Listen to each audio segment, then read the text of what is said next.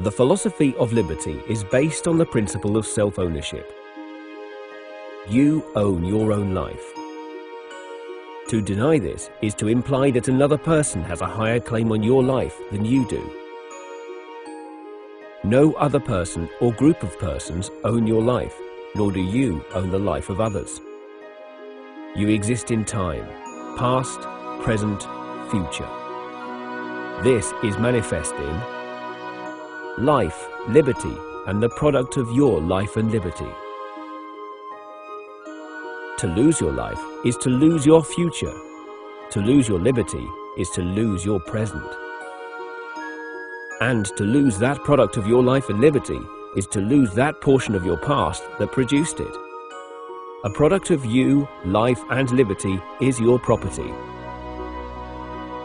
Property is the fruit of your labor, the product of your time, energy, and talents. Property is that part of nature which you turn to valuable use. Property is the property of others that is given to you by voluntary exchange and mutual consent. Two people who exchange property voluntarily are both better off, or they wouldn't do it. Only they may rightfully make that decision for themselves. At times, some people use force or fraud to take from others without voluntary consent. The initiation of force or fraud. To take life is murder. To take liberty is slavery. And to take property is theft. It is the same whether these actions are done by one person acting alone, by the many acting against the few, or even by officials with fine hats. You have the right to protect your own life, liberty, and justly acquired property from the forceful aggression of others. And you may ask others to help defend you. But you do not have the right to initiate force against the life, liberty, and property of others.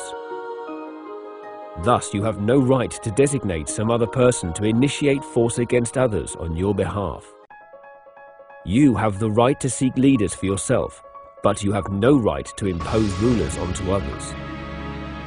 No matter how officials are selected, they are only human beings, and they have no rights or claims that are higher than those of any other human beings, regardless of the imaginative labels for their behavior or the number of people encouraging them. Officials have no right to murder, enslave, or to steal. You cannot give them any rights that you do not have yourself. Since you own your life, you are responsible for your life. You do not rent your life from others who demand your obedience.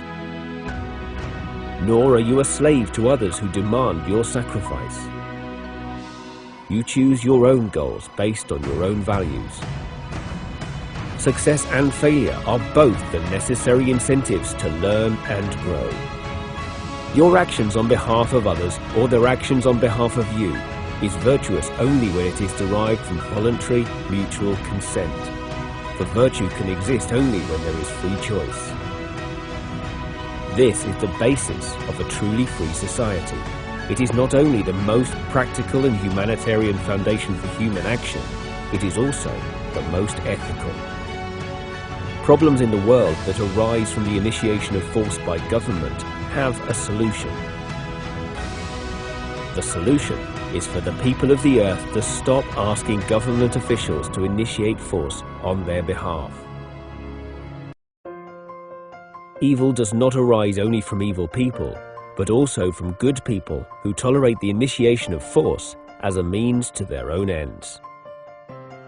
In this manner, good people have empowered evil people throughout history.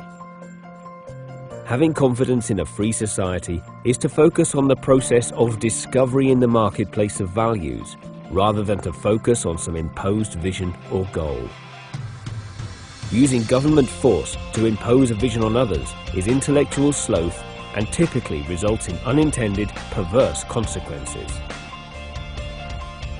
Achieving a free society requires courage to think, to talk, and to act, especially when it is easier to do nothing.